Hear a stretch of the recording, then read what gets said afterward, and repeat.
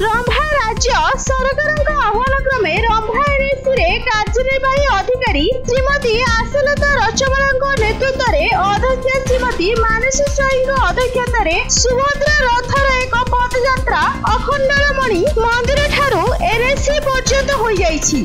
मिंचिनी पाटणा कल्याण मंडप एक बैठक होइथिला।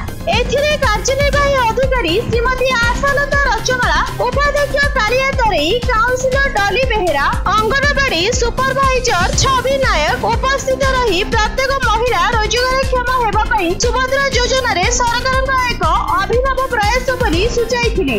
एथिरे 12 नंबर वार्ड अंगनवाड़ी दीदी विष्णुप्रिया साहू सरकार नीति नियम को पठन करथिले। एही पदयात्रा प्लाकार्ड पोस्टर और बैनर धरी प्रत्येक वार्ड को वार्ड जाई समस्त महिला मानकु सुभद्रा योजना रे नाम पंजीकरण करी लाभवान हेबा पई बुझाइथिले। कार्यक्रम रे डॉक्टर सरोज दास उपस्थापना करिथिबा बेले दीपक कुमार बिशोई जी संगम चौधरी संयोजन करिथिले एवं जियो प्रभासिनी नायक संचालन करिथिले। प्रत्येक वार्ड रो अंगनवाड़ी दीदी सेविका महिला स्वयं सहायता गोष्ठी स्वच्छ साथी चांदिनी बेहेरा, डॉली दास, पुष्पांजलि दास, बारामती बेहेरा, रफिदा रेड्डी सह जय लोकनाथ पाढ़ी, प्रमोदिनी महाराणा एवं अध्यक्षा प्रतिनिधि कान्हा स्वाई, मुना स्वाई, विधायक प्रतिनिधि सीमांचल बाड़तिया, काउंसिलर अभिनाथ बेहेरा, सागर नायक, जयंती गौड़, कुमारी जानी, समरेशन पंडा, मंजुला सेठी, क्षेत्रमोहन बेहेरा, ज्योत्स्ना बेहेरा उपस्थित रही।